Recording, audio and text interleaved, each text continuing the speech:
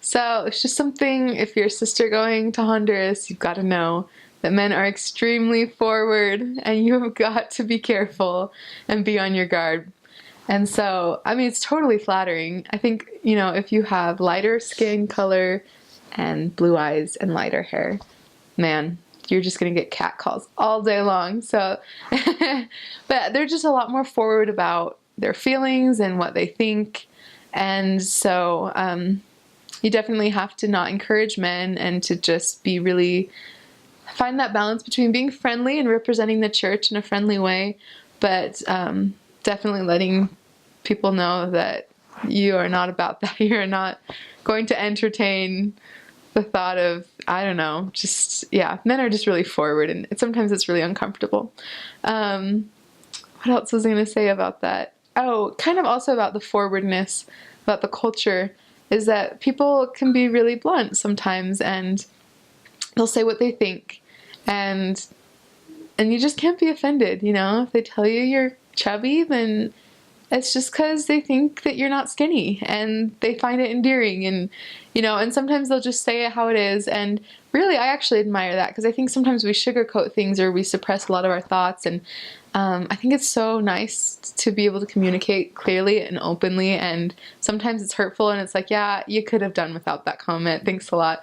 But, but it's just good to know that that's part of the culture and you just embrace it. And I'm not a skinny girl, but I think I knew that before. Like, I knew that the culture is really blunt. And so it never really bothered me at all because I just thought, oh, they're just saying, how things are. And that was cool. So, but if you're sensitive about things, then it's something to be aware of, to not be offended. Okay, so some things, luckily I had talked to a sister who had already served in Honduras. And one of the most important things she told me is that it's going to be hard to find tampons there. So that's good to know for sisters that they'll need to buy that. And I, just pack a 1.5-year supply. Also, your favorite makeup products or facial products. It's a luxury there to have American products. And so they're going to jack up the prices really high. And odds are you'll just get a random grab bag of things that they have on sale though. So if you have a favorite moisturizer, a favorite face wash, favorite shampoo, you'll usually have to have your family send that. So I had packed all of that and my sister had this little system down. She said she had always sent 2 bottles or maybe just 1 bottle. And so I'd have 2 at the same time. And once a bottle ran out, I'd email her or mail her a letter and say, send me another one. So by the time I'd finish that bottle, the next one would come.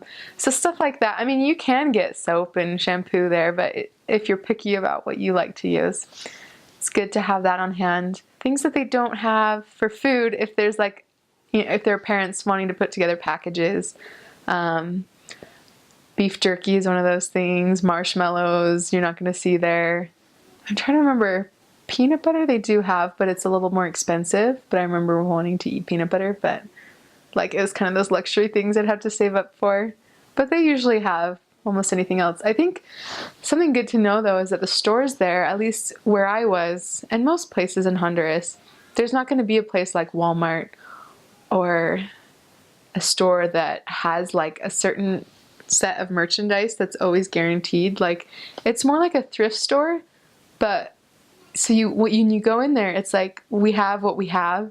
And it's not organized oh yeah, blue shirts are over there and you'll see 5 of the same blue shirts. It's oh yeah, we happen to have a blue shirt here, So it's just this random, it's hard to shop there because it's not organized and stocked up the way we have things here. And so clothing shopping is hard. Anything you're looking for specifically is just a little more difficult. You'll just have to peek through different shops. I remember, something I wish I had bought.